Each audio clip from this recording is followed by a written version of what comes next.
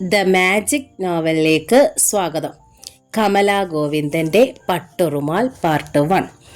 നീളമാണോ കൂടുതൽ അതോ വീതിയോ? നീളപ്പാടിൽ നിന്നാൽ നീളവും വീതിപ്പാടിൽ നിന്നാൽ വീതിയും കൂടുതലായി തോന്നും. എന്നാൽ സമചതുരാകൃതിയോ ദീർഘചതുരാകൃതിയോ അല്ല മെയിൻ ബിൽഡിങ്ങിൻ്റെ ശരിയായ നിർമ്മിതിയിൽ രൂപകൽപ്പന ചെയ്തിട്ടുള്ളത്. പ്രധാനപ്പെട്ട ഏതാണ്ട് 100ഓളം ഡിസ്ട്രിക്ട് ഓഫീസുകൾ പ്രവർത്തിക്കുന്ന ഉദ്യോഗസ്ഥരും അനുദ്യോഗസ്ഥരുമായി 5000ഓളം ആളുകൾ ദിവസേന കയറിയിറങ്ങുന്ന കളക്ട്രേറ്റ് മന്ദിരം 50-ലധികം വർഷത്തെ പഴക്കമുണ്ടാകും. പക്ഷേ നിർമ്മാണത്തിൽ എന്നും പുതുമയെ വെല്ലുവിളിക്കുന്ന വിധത്തിൽ തന്നെയാണ് അതിൻ്റെ വാസ്തുശില്പ ഭംഗി. സമ്മതിക്കാതെ വയ്യ. കെട്ടിട നിർമ്മാണത്തിൻ്റെ എല്ലാ മുക്കിലും മൂലയിലും കോൺക്രീറ്റ് കടന്നാക്രമണം നടത്താൻ ആരംഭിക്കുന്നതിന് മുൻപ്, സായിപ്പന്മാരുടെ ഭരണ സംവിധാനം നിശേഷം നശിക്കുന്നതിന് മുൻപ് രൂപകൽപ്പന ചെയ്ത മന്ദിരം. വഹാബ് മുറ്റത്ത് നിന്ന് മുകളിലേക്ക് നോക്കി. സൂര്യൻ മുകളിൽ നിൽക്കുന്ന സമയം. എന്നാലും കാണാം ഏറ്റവും പ്രധാനം മന്ദിരത്തിൻ്റെ മുകളിൽ വലിയ കോൺക്രീറ്റ് മകുടം, അതിനും മുകളിലായി വലിയ നാഴികമണി. നഗരത്തിൻ്റെ ഏതാണ്ട് ഏറ്റവും ഉയർന്ന സ്ഥാനത്ത് സ്ഥിതി ചെയ്യുന്നത് കൊണ്ടായിരിക്കണം ഏത് ദിശയിൽ നിന്ന് നോക്കിയാലും നാഴികമണി കാണാം. ആ നാഴികമണിയിലെ വലിയ സൂചികളിലേക്ക് ഒരിക്കൽ കൂടി നോക്കിയിട്ട് വഹാബ് മെയിൻ എൻട്രൻസിലൂടെ ഉള്ളിലേക്ക് കടന്നു. സമയം ഉച്ച കഴിഞ്ഞ് 2:30. 1-ാം നിലയിലെത്തി. ആദ്യം കാണുന്നത് കളക്ട്രേറ്റുടെ ചേംബർ തന്നെ. നേരെ കാണുന്ന ഭിത്തിമേൽ ഫ്ലോറിൻ്റെ ലേഔട്ടുണ്ട്. ഈ നിലയിൽ പ്രവർത്തിക്കുന്ന ഓഫീസുകളുടെ വിവരങ്ങളും റൂളുകളും റൂം നമ്പറുകളും മെഴുകൽ ലേഔട്ടിലൂടെ ഒന്ന് പരതി DMO ഓഫീസ് കണ്ടെത്തി. ഈ നിലയിൽ തന്നെ. മുകളിലേക്കിനി കയറണ്ട. സ്റ്റെയർ കേസിൽ നിന്ന് വലത്തേക്ക് തിരിഞ്ഞ് ഇടനാഴിയിലൂടെ അങ്ങേയറ്റത്തേക്ക് നടക്കണം. അവിടെ പിൻ സൈഡിലേക്കുള്ള വരാന്ത. 210-ാം നമ്പർ റൂം. റൂട്ട് മനസ്സിൽ കുറിച്ചിട്ട് നടന്നു. നേരെ 210-ലെത്തി. DMOയുടെ ഓഫീസ്. ആദ്യം കണ്ട മേശക്കരികിലെത്തി പറഞ്ഞു, ഞാൻ വഹാബ്, ജൂനിയർ സൂപ്രണ്ട്. ട്രാൻസ്ഫറായി ജോയിൻ ചെയ്യാൻ വന്നതാണ്.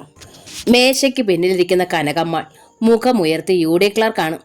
പട്ട് സാരി വേഷം, മൂക്കിൻ്റെ ഇരുവശത്തും കല്ല് വെച്ച മൂക്കൂത്തി, നന്നേ വെളുത്ത ഐശ്വര്യമുള്ള മുഖം. പട്ടത്തിയാണെന്ന് തോന്നുന്നു. വഹാബിനെ കനകമ്മാൾ ഒന്ന് ശ്രദ്ധിച്ചു. 45 കഴിഞ്ഞ പ്രായം. ചെന്നിയുടെ ഇരുവശത്തും അങ്ങിങ്ങായി നരയുണ്ട്. തടിച്ച മീശ, തുടുത്ത മുഖം, പ്രൗഢമായ ഭാവം, തിളങ്ങുന്ന മിഴികൾ, സ്വർണ്ണ ഫ്രെയിമിൻ്റെ കണ്ണട, നല്ല പൊക്കം. പുഞ്ചിരിയോടെ കനകമ്മാൾ പറഞ്ഞു, ഓർഡർ ഇവിടെ കിട്ടിയപ്പോൾ മുതൽ ഞങ്ങൾ സാറിനെ വെയിറ്റ് ചെയ്യുകയാണ്. വഹാബ് മറുപടി പുഞ്ചിരിയിൽ ഒതുക്കി. വരൂ സാർ, സീനിയർ സൂപ്രണ്ടിൻ്റെ പ്ലേസ് കാണിച്ചു തരാം. അമ്മാൾ മുൻപേ നടന്നു. വഹാബ് അനുഗമിച്ചു. പൊക്കം തെല്ല് കുറഞ്ഞിട്ട് ഉരുണ്ട ശരീരമാണ് അമ്മാളിന്. ആവശ്യത്തിലും അധികം നിതംബ വടിവ്. ദൃഷ്ടികൾ പിൻവലിച്ച് വഹാബ് ചുറ്റും നോക്കി. ഒരു ഹാളാണ്. എങ്കിലും ഇടയ്ക്കിടെ സ്ക്രീൻ വെച്ച് തിരിച്ചിട്ടുണ്ട്. സ്ക്രീനുകളുടെ മറവിൽ ഒരുപാട് പേരുണ്ടെന്ന് മനസ്സിലായി. ഡിസ്ട്രിക്ട് ഓഫീസല്ല. 10-25 പേരെങ്കിലും ഉണ്ടാകും ജീവനക്കാരായി മൊത്തം. അങ്ങേയറ്റത്ത് സ്ക്രീനിൻ്റെ മറവിൽ തന്നെയാണ് സീനിയർ സൂപ്രണ്ട് രാമചന്ദ്രൻ പിള്ള ഇരിക്കുന്നത്. മേശപ്പുറം നിറയെ ഫയൽ കൂമ്പാരങ്ങൾ. ഫയലുകൾക്ക് പിന്നിൽ കഷണ്ടിയും നരയുമുള്ള തല. 50-ൽ താഴെ പ്രായം. SS Pillai sir. പിള്ള സാറേ, ദാ നമ്മൾ കാത്തിരുന്ന ആള് JS. കനകമ്മാൾ പരിചയപ്പെടുത്തി. മുഖം നിറയുന്ന ചിരിയോടെ പിള്ള സാർ വഹാബിന് സ്വാഗതം ചെയ്തു. വഹാബല്ലേ, ഇരിക്കൂ. വഹാബ് മുൻപിൽ കണ്ട കസേരയിലിരുന്നു. എന്താണ് വഹാബ് വൈകിയത്? ഓർഡർ എത്തിയിട്ട് കുറച്ച് ദിവസമായല്ലോ, എന്തു പറ്റി? പിള്ള സാർ ചോദിച്ചു. ഒരു ചെറിയ അസൗകര്യമുണ്ടായി സാർ, വഹാബ് പറഞ്ഞു. കനകമ്മാൾ സീറ്റിലേക്ക് മടങ്ങി. വഹാബിൻ്റെ വരവ് എല്ലാവരെയും അറിയിച്ചു. പുതിയ GS വന്നു, മുസ്ലിമാ. വഹാബ് ഇരുന്നിടത്ത് തന്നെ ചിലർ നോക്കി. ചിലർ ഒന്ന് എഴുന്നേറ്റെത്തി നോക്കി. ജോയിനിങ് റിപ്പോർട്ട് എഴുതിക്കോളൂ, പിള്ള സാർ പറഞ്ഞു. ഞാൻ എഴുതിക്കൊണ്ട് വന്നിട്ടുണ്ട്. വഹാബ് താൻ കൊണ്ടുവന്നിരുന്ന ബ്രീഫ് കേസ് തുറന്നു. അതിൽ നിന്ന് ട്രാൻസ്ഫർ ഓർഡറും പഴയ ഓഫീസിൽ നിന്നുള്ള റിലീവിംഗ് ഓർഡറും ജോയിനിങ് റിപ്പോർട്ടും എല്ലാം കൂടി മേശപ്പുറത്തേക്ക് എടുത്തു വെച്ചു. റിലീവിംഗ് ഓർഡറിലൂടെ കണ്ണോടിച്ചിട്ട് SS പറഞ്ഞു, താൻ റിലീവ് ചെയ്തിട്ടിപ്പോൾ 10-11 ദിവസം കഴിഞ്ഞല്ലോ വഹാബേ. ഉവ്. ജോയിനിങ് ടൈം 7 ദിവസം കഴിഞ്ഞാലും പിന്നെ 4 ദിവസം. ആഫ്റ്റർനൂണിലായതുകൊണ്ട് 4.5 ദിവസം വൈകി. ഉവ് സാർ. എന്തു പറ്റി? ഒരു ഹോസ്പിറ്റൽ കേസിൽ അകപ്പെട്ടുപോയി. കമ്പ്യൂട്ടർ ലീവാക്കിയാൽ മതി അല്ലേ? ഉവ്. പിള്ള സാർ മേശ വലിപ്പിൽ ഒന്ന് തപ്പി. ലീവ് ഫോം എൻ്റെ കയ്യിലില്ലല്ലോ വഹാബേ. ഞാൻ കൊണ്ടുവന്നിട്ടുണ്ട് സാർ. വഹാബ് ഏണ്ട് ലീവ് ഫോമിൽ കമ്മ്യൂട്ടർ ലീവിന് വേണ്ടി പൂരിപ്പിച്ചിട്ട് ഒപ്പിട്ടു. പിള്ള സാർ പേപ്പറുകളിൽ ഇനിഷ്യൽ ചെയ്തു. ഇന്ന് DMO ഇല്ല. ഡെപ്യൂട്ടി DMO ഉച്ചയ്ക്ക് മുമ്പ് പോയി. ഉണ്ട്, അവിടെ കൊടുത്തേക്ക്. കമ്മ്യൂട്ടർ ലീവിൻ്റെ കാര്യം നേരിൽ പറഞ്ഞേക്ക്. ആളൊരു ടൈപ്പാ, അതുകൊണ്ടാ പറഞ്ഞത്. വഹാബ് പിള്ള സാറിനെ നോക്കി. തനി മൂർഖത്തി. എന്ത് ന്യായീകരണവും ഏശുകയില്ല. കമാൻഡിങ് മാത്രം. എപ്പോഴും എല്ലാവർക്കും ഒരു ഹെഡേക്ക്. അതാണ് പറഞ്ഞത് കണ്ടേക്കാൻ. അഡ്മിനിസ്ട്രേറ്റീവ് അസിസ്റ്റന്റ് സ്ത്രീ ആണല്ലേ? ഉവ്, നിങ്ങളുടെ കൂട്ടരാ. അറിയോ? ആസിയ ബീവി. 6 മാസമേ ആയുള്ളൂ ആയി പ്രൊമോഷനായിട്ട് വന്നിട്ട്. ആസിയ ബീവി. ഉള്ളിൽ ശക്തമായൊരു മുള്ളു തറഞ്ഞ പെടച്ചൽ തോന്നി വഹാബിന്. അറിയില്ലെങ്കിലും കക്ഷിയൊന്ന് അറിഞ്ഞിരിക്കുന്നത് നല്ലതാണല്ലോ വഹാബെ, പിള്ള സാർ പറഞ്ഞു. അറിയാം, ഞങ്ങൾ ആദ്യകാലത്ത് ഒരു ഓഫീസിൽ ഒരുമിച്ച് വർക്ക് ചെയ്തിട്ടുണ്ട്. തെല്ലും അടിച്ചെങ്കിലും വഹാബ് പറഞ്ഞു. I see. പിന്നെന്താ പ്രശ്നം? സഹപ്രവർത്തകരല്ലേ, അപ്പോൾ പിന്നെ ഒരു വിശദീകരണത്തിൻ്റെ ആവശ്യമൊന്നും വരില്ല. ജോയിൻ ചെയ്തോളൂ. ചെല്ല്. Thank you sir. വഹാബ് എഴുന്നേറ്റു. മേശപ്പുറത്ത് നിന്നും താൻ വെച്ച പേപ്പറുകൾ എടുത്തു. ഇടത്തെ അറ്റത്ത് ആദ്യം കാണുന്ന ക്യാബിൻ പിള്ള സാർ വഴികാട്ടി. വഹാബ് നടന്നു. കനകമ്മാളിനെ കടന്നു പോകാൻ തുടങ്ങിയപ്പോൾ അവർ വിളിച്ചു നിർത്തി. സർ, സൂക്ഷിക്കണം. അവരുടെ നാവിൽ നിന്ന് നല്ലതൊന്നും വീഴില്ല കേട്ടോ. മാന്യമായി സംസാരിക്കാനും പെരുമാറാനും അറിയത്തുമില്ല. എന്നാലും മേലധികാരിയായി പോയാൽ തൊഴുതു നിൽക്കാതെ പറ്റില്ലല്ലോ. കനകമ്മാൾ കാര്യമായി തന്നെ പറഞ്ഞു. സാർ ഈ ഓഫീസിൽ പുതിയതല്ലേ, അതുകൊണ്ടൊരു മുന്നറിയിപ്പ് തന്നതാണ്. ചില സമയത്ത് താടകയും ശൂർപ്പണകയും കൂടെ ഒന്നായി പുനരവതരിച്ചതുപോലെ ഉണ്ട് ആ സാധനം. വഹാബ് മറുപടി പറഞ്ഞില്ല. മെല്ലെ നടന്നു ക്യാബിന് നേർക്ക്. ആസ്യയ്ക്ക് ഒരു താടകയാകാൻ കഴിയുമോ? ശൂർപ്പണകയാകാൻ കഴിയുമോ? താൻ അറിയുന്ന ആസ്യ അങ്ങനെ ആയിരുന്നില്ലല്ലോ. സുറുമയിട്ടതുപോലെ മിഴികൾ, പാലൊളി പൂനിലാവിൻ്റെ ചേലായിരുന്നു മുഖത്ത്. മുറുക്കി ചോപ്പിച്ചതുപോലെ തോന്നിക്കുന്ന പവിഴാധരങ്ങൾ അന്ന് കാഴ്ചക്കാർക്കൊരു വിരുന്നായിരുന്നു. ഇലാഹി, അന്ന് തൻ്റെ മാറോട് ചേർത്തവളെ വരിഞ്ഞു കെട്ടി കിയാമത്തിൻ നാൾ വരെ കൊണ്ടു നടക്കാൻ ആശിച്ചതായിരുന്നു. കൽബിൻ്റെ ഉള്ളിൽ ഒരു പൂങ്കിനാവായി അവൾ അങ്ങനെ കുടിയേറി പാർത്തിരുന്നു. സുബർക്കത്തിൽ നിന്നും നേരിട്ടിറങ്ങി വന്ന ഹൂറി ഭംഗിയായി ഞൊറിവിട്ടൊടുക്കുന്ന സാരിയുടെ മുന്താണി തലയിലൂടെ വലിച്ചിട്ട് മുടി മറച്ചേ നടക്കുമായിരുന്നുള്ളൂ അവൾ. ഓഫീസിൽ പോലും നാണം തങ്ങി നിൽക്കുന്ന മിഴിയോരങ്ങളും അധരങ്ങളും ഒതുക്കമുള്ള സംസാരവും പെരുമാറ്റവും. പക്ഷേ 21 വർഷങ്ങൾക്ക് ശേഷം ഇതാ പുതിയ പേരുകളിൽ അവളെക്കുറിച്ച് അറിയുന്നു. താടക, ശൂർപ്പണക. സത്യമാണോ ഇതൊക്കെ? അന്ന് മറ്റൊരു നിക്കാഹ് അവൾക്കായി ഉറപ്പിക്കപ്പെട്ടപ്പോൾ കൽബ് മുറിഞ്ഞു പോകുന്ന വേദനയോടെ പിന്തിരിഞ്ഞവനാണ് താൻ. ഇന്ന് അവൾ അത് ഓർമ്മിക്കുന്നുണ്ടോ? ക്യാബിൻ്റെ വാതിൽക്കലിന് മുകളിൽ നെയിം ബോർഡ്, അഡ്മിനിസ്ട്രേറ്റീവ് അസിസ്റ്റന്റ്.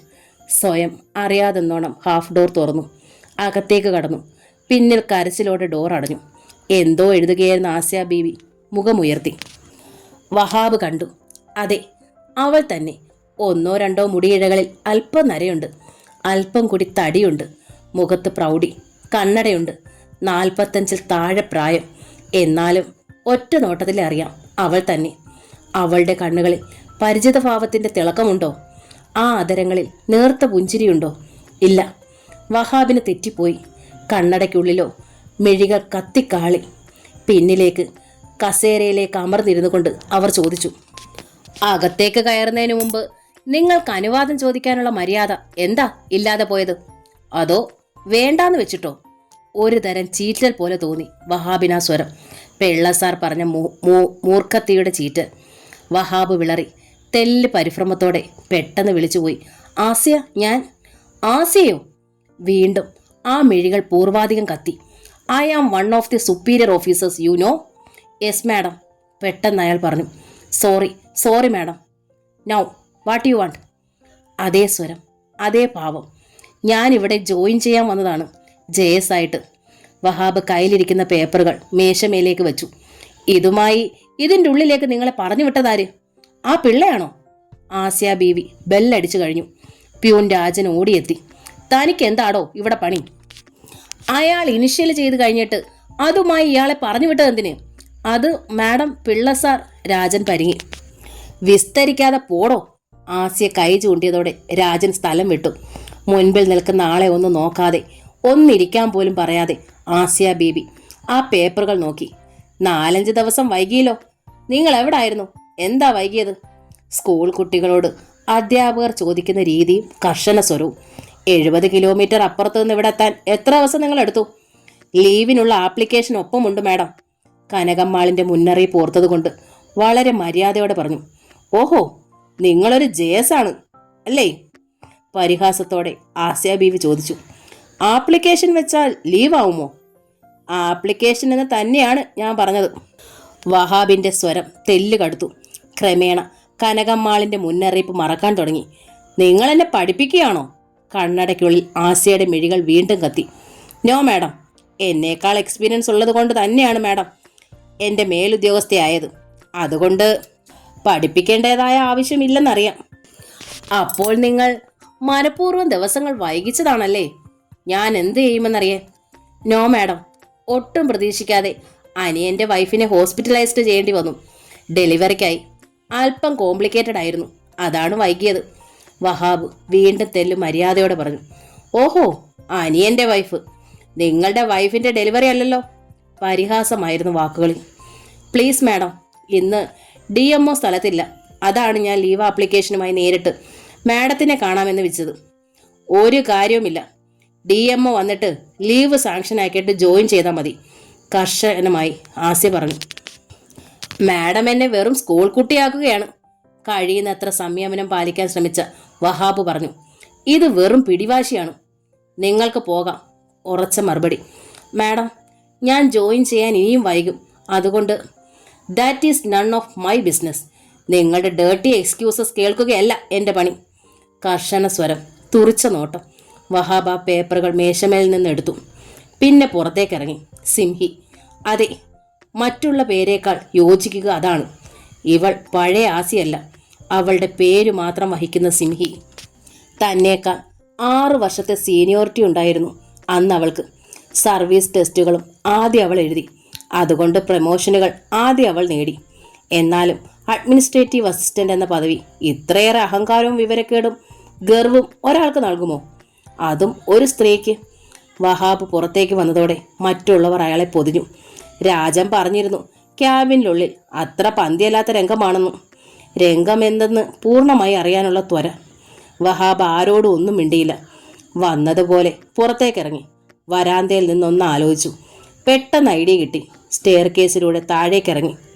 ഈ ഓഫീസിലെ DMO ഡോക്ടർ ജയകാന്തൻ, വഹാബിൻ്റെ ക്ലാസ്മേറ്റും നാട്ടുകാരനും ഫ്രണ്ടുമായ ഡോക്ടർ മദൻ മോഹൻ്റെ അളിയനാണ്. ഒന്ന് ശ്രമിച്ചു നോക്കിയാലോ?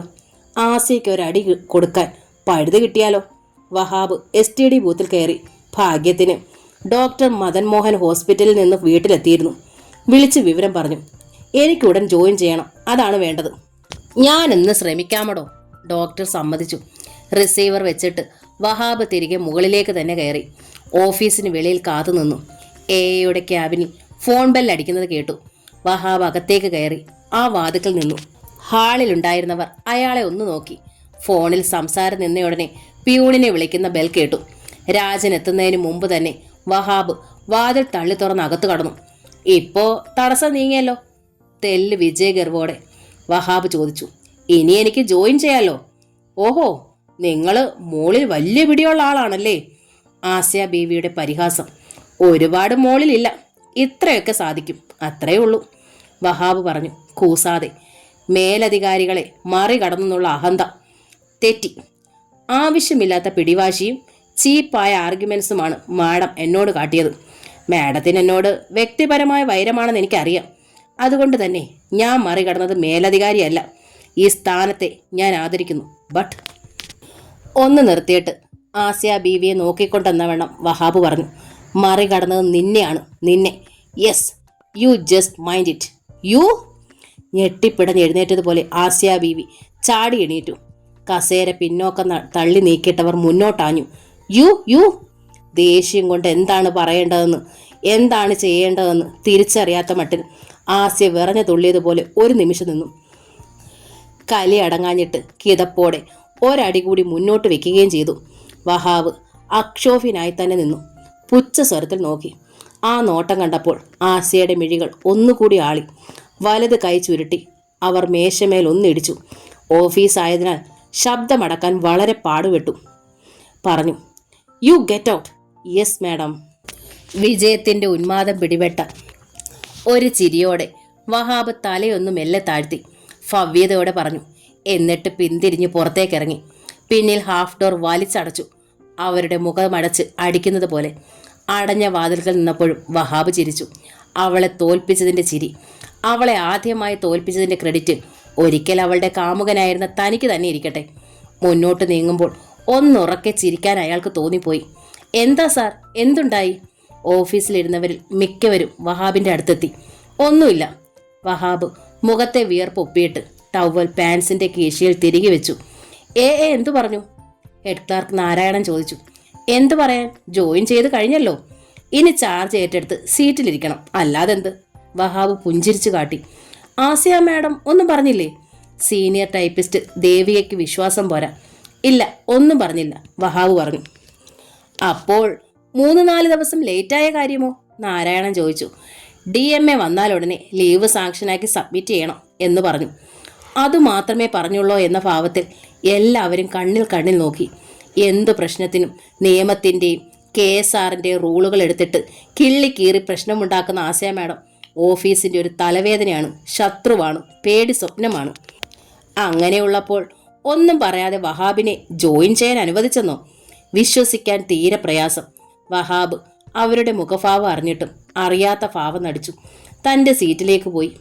വഹാബിന് ചാർജ് കൈമാറാനുള്ള ഓർഡർ പിള്ള സാറിന് മുൻപിൽ എത്തിയപ്പോഴേ പിള്ള സാറ് പോലും വിശ്വസിച്ചുള്ളൂ. ആസിയ ബീവിയെ വഹാബ് എങ്ങനെ പാട്ടിലാക്കിയെന്നാണ് അദ്ദേഹത്തിനും അതിശയം. താൻ എന്തു കൂടോത്രമാണോ പ്രയോഗിച്ചത്? പിള്ള സാർ ചോദിക്കുകയും ചെയ്തു. വഹാബ് അപ്പോഴും ചിരിച്ചു കാട്ടി. എന്നാലും സൂക്ഷിച്ചോ കേട്ടോ, മൂർഖൻ്റെ ഇനമാണ്. എന്തു അവരുള്ളിൽ വെച്ച് പെരുമാറും. പകയുണ്ടാകും. ഉണ്ടാകുമെന്നല്ല, ഉണ്ട്. അതാ മുഖത്ത് താൻ കണ്ടയാണല്ലോ. എന്തു പറ്റി അവൾക്ക്? സഹപ്രവർത്തകരോട് ഇത്രയേറെ അകൽച്ചയും വെറുപ്പും. സബോർഡിനേറ്റ്സിനോട് മേലുദ്യോഗസ്ഥർ എത്ര സ്നേഹത്തിലും സഹവർത്തിത്വത്തിലുമാണ് പെരുമാറേണ്ടത്. ഒരു ഓഫീസിന് മാതൃകയാകേണ്ടതല്ലേ മേലുദ്യോഗസ്ഥർ? അതും ഗസറ്റഡ് തസ്തികയിൽ ഇരിക്കുന്നവർ. ഒരിക്കലും പേടിച്ചല്ല ആദരവ് നേടേണ്ടത്, സ്നേഹിച്ചിട്ടാണ്, നല്ല പെരുമാറ്റത്തിലൂടെയാണ്. അത് അവൾക്ക് അറിയില്ല എന്നുണ്ടോ? ആണായാലും പെണ്ണായാലും ഒരുമിച്ച് വർക്ക് ചെയ്യുന്നവർ എത്ര കാലം കഴിഞ്ഞ് എവിടെ വെച്ച് കണ്ടാലും തിരിച്ചറിയും, സന്തോഷത്തോടെ സ്വീകരിക്കും. അതാണ് സഹപ്രവർത്തകരുടെ സ്നേഹബന്ധത്തിൻ്റെ കെട്ടുറപ്പ്. പക്ഷേ ഇവിടെയോ? അടുത്തടുത്ത മേശയ്ക്ക് പിന്നിലെ കസേരകളിലിരുന്ന് 2 വർഷത്തിലധികം ഒരു ഓഫീസിൽ ജോലി ചെയ്തിരുന്നാൽ തന്നെ അവൾ തിരിച്ചറിഞ്ഞില്ലെന്നോ? വിശ്വസിക്കാൻ പ്രയാസം. തിരിച്ചറിഞ്ഞു. ആദ്യ നോട്ടത്തിൽ ആ മിഴികളിൽ പരിചിത ഭാവം താൻ കണ്ടതാണ്. തൊട്ടടുത്ത നിമിഷത്തിലാണ് ആ ഭാവം മറച്ചത്. മനഃപൂർവ്വമാണത്. ബ്രീഫ് കേസ് അടച്ച് അതെടുത്ത് താഴെ വെക്കുമ്പോൾ കേട്ടു ക്യാബിനിൽ നിന്ന് ബെല്ല്. പ്യൂൺ രാജൻ പറന്നു തന്നെ പോകുന്നു. ഒരു നിമിഷം വൈകിയാൽ അവൾ ബഹളം വയ്ക്കുമായിരിക്കും. അതാണ് പറക്കലിൻ്റെ പിന്നിലുള്ള ചേതോ വികാരവും. തെല്ല് പരിഹാസത്തോടെ വഹാബ് ഓർത്തു. പകുതി പ്ലൈവുഡ് കൊണ്ടും ബാക്കി അതിനുമേൽ പകുതി ചില്ലുകൊണ്ടുമാണ് ക്യാബിൻ നിർമ്മിച്ചിട്ടുള്ളത്. ക്യാബിനിലിരിക്കുന്ന ഓഫീസറെ സബോർഡിനേറ്റ്സിനെ ഓഫീസർക്കും കാണണം. അതിനാണങ്ങനെ. പക്ഷേ ആസിയയുടെ ക്യാബിനിലെ ചില്ലു ഭിത്തികൾക്കുള്ളിൽ കർട്ടൻ ഇട്ടിരിക്കുന്നു, മറച്ചിരിക്കുന്നു, പരസ്പരം കാണാനാവാതെ. ഒളിച്ചിരിക്കുകയാണോ സത്യത്തിൽ അവൾ എല്ലാറ്റിൽ നിന്നും, എല്ലാവരിൽ നിന്നും? പക്ഷേ അതിന് തക്കവണ്ണം എന്തുണ്ടായി? രാജൻ പെട്ടെന്ന് ക്യാബിൽ നിന്ന് പാഞ്ഞു വന്നു. ദേഷ്യം കൊണ്ടയാൾ അടിമുടി വിറയ്ക്കുന്നു. പെൻഷൻ പറ്റാറായ ആളാണ് രാജൻ. രാമചന്ദ്രൻ പിള്ള സാർ രാജനെ നോക്കി ചിരിച്ചുപോയി. രാജൻ വഹാബിന് മുന്നിലെത്തി. സാറേ, താന്നിമൂല PH സെൻറ്ററിൻ്റെ ഒരു ഫയല് ഈ മേശപ്പുറത്തുണ്ട്. പെട്ടെന്ന് തന്നെ അത് കണ്ടെത്തി പഠിച്ച് 1 മണിക്കൂറിനുള്ളിൽ റിപ്പോർട്ട് ആ മേശപ്പുറത്ത് എത്തിക്കണമെന്ന്. വഹാബ് പുഞ്ചിരിച്ചു പോയി. താൻ തോൽപ്പിച്ചതിന് പകരം തനിക്കിട്ട് പാര വയ്ക്കുകയാണവൾ. മേശമേലേക്ക് തെല്ലു കുനിഞ്ഞ് ശബ്ദം താഴ്ത്തി രാജൻ പറഞ്ഞു. എന്നെ കാണുന്നത് ചതുർത്തിയാ സാറേ. എന്നാലോ മിനിറ്റ് വെച്ച് ബെല്ലടിക്കുകയും ചെയ്യും. ബെല്ലടി തീരുന്നതിന് മുന്നേ ഞാൻ അതിൻ്റെ ഉള്ളിലെത്തണം. ഞാനൊന്ന് മൂത്രം ഒഴിക്കാൻ പോയാലും ബെല്ലടിക്കുമ്പോൾ ചെന്നോണം. രാജൻ അല്പം കൂടി സ്വരം താഴ്ത്തി പരിഹസിച്ചു. നല്ല കരുത്തുള്ള ആണുങ്ങളുടെ ചൂടറിഞ്ഞിട്ട് കുറേ കാലമായി സാറേ. അവർക്കതിൻ്റെ സൂക്കേടാ. വഹാബ് അമ്പരന്നു. എന്താണ് ഇയാൾ പറയുന്നത്? അപ്പോൾ ആസിയുടെ ഭർത്താവ്? അവരുടെ ശല്യം കാരണം കെട്ടിയോൻ ഉപേക്ഷിച്ചു പോയതാ സാറേ. അല്ല, അയാളെ കൊള്ളൂലാഞ്ഞിട്ട് ഇവരാ ഉപേക്ഷിച്ചു പോകുന്നതെന്നും പറയുന്നുണ്ട്. ആള് ജീവിച്ചിരിപ്പുണ്ടെന്നൊന്നും അറിയില്ല. ആരാ ഇതൊക്കെ അന്വേഷിക്കുന്നേ? ചത്ത് കാണും സാറേ. തൊലി വെളുപ്പും തടിമിടുക്കുമുള്ള ആണുങ്ങൾ ക്യാബിനിൽ ചെന്നാൽ അവർക്ക് വിറയലില്ല. കണ്ടില്ലേ, കൂളായിട്ട് സാറിന് കാര്യം സാധിച്ചു കിട്ടിയില്ലേ? അതാ പറഞ്ഞേ, നമ്മളെ കണ്ടാ സാറേ വയസ്സ് 19 കഴിഞ്ഞില്ലേ. വഹാബ് അയാളുടെ സംസാരം കേട്ട് വെറുതെ ഇരുന്നു. പുഞ്ചിരിയോടെ സംസാരിക്കുമ്പോൾ രാജന്റെ 2 കൈകളും കണ്ണുകളും ശരീരം മൊത്തവും സംസാരത്തിൽ പങ്കെടുക്കുന്നു. എന്നാൽ രസമായി തോന്നുകയും ചെയ്തു. സാർ ഇപ്പോൾ വന്നതല്ലേ ഉള്ളൂ. അവിടെ ഇരി സാറേ. ഇപ്പോൾ ഫയലെടുത്ത് പഠിച്ച് റിപ്പോർട്ട് കിട്ടിയിട്ടാ ഇനി ഡിപ്പാർട്ട്മെൻറ്റ് നന്നാക്കിയിട്ടങ്ങ് ഒലത്താൻ പോകുന്നത്. സാറൊന്ന് നോക്കിക്കോ. വൈകുന്നേരത്തിനകം മെമ്മോ അടിച്ച് കൈ തരും. ഇവർ വന്നേ പിന്നെ ഇത് പതിവാ സാറേ.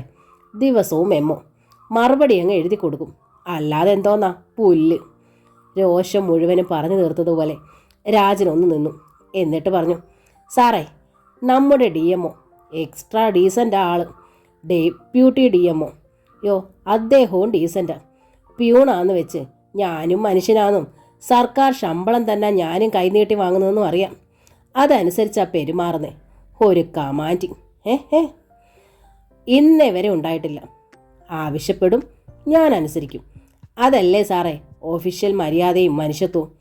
അതിനു പകരം ശമ്പളത്തിൻ്റെ ഏറ്റക്കുറച്ചിലനുസരിച്ച് ഭരിക്കാൻ നോക്കിയാലോ? അതിന് രാജൻ വേറെ ജനിക്കണം. അല്ലാണ്ട് പിന്നെ ഇവരെയൊക്കെ കാളും സർവീസുള്ളവനാ ഞാൻ. എന്നെയാ പഠിപ്പിക്കാൻ വരണത്. ഏതാണ്ടെല്ലാം പറഞ്ഞു പൂർത്തിയാക്കിയ മട്ട് അതീവ ചാരിതാർത്ഥ്യത്തോടെ രാജൻ നടന്നു നീങ്ങി. രാമചന്ദ്രൻ പിള്ള സർ വഹാബിനെ നോക്കി ചിരിയോടെ പറഞ്ഞു, കീരിയും പാമ്പും പോലെയാ ഏയും രാജനും. ഏതു സമയത്തും കടിപിടി. അതിൻ്റെ ഉള്ളിൽ വെച്ച് മിണ്ടൂല. മിണ്ടലും പരാതിയും ഒക്കെ നമ്മളൊക്കെ കേട്ടോണം. ഈ പറച്ചിലേ ഉള്ളൂ. നാക്ക് മോശമാ, എന്നാലും ആള് ശുദ്ധനും പാവവുമാ. പ്രാരാബ്ധക്കാരനാണ്. മക്കൾ 4 ഉണ്ട്. വഹാബ് അപ്പോഴും ചിരിച്ചു. എന്നിട്ട് മേശപ്പുറത്തിരുന്ന ഫയലുകൾക്കിടയിൽ നിന്ന് താന്യമൂല പബ്ലിക് ഹെൽത്ത് സെൻറ്ററിൻ്റെ ഫയൽ തപ്പിയെടുത്തു. ലാസ്റ്റ് ലെറ്റർ ഫയലിൽ കിടക്കുന്നുണ്ട്. വായിച്ചു നോക്കി. പോളിയോ നിർമ്മാർജ്ജനത്തിൻ്റെ ഭാഗമായി 5 വയസ്സിൽ താഴെയുള്ള കുട്ടികൾക്ക് ഓരോ അധികമാത്ര പോളിയോ തുള്ളിമരുന്ന് നൽകുന്നത് സംബന്ധിച്ചാണ് ലെറ്റർ. വഹാബ് വേഗം തന്നെ അത് പഠിച്ചു.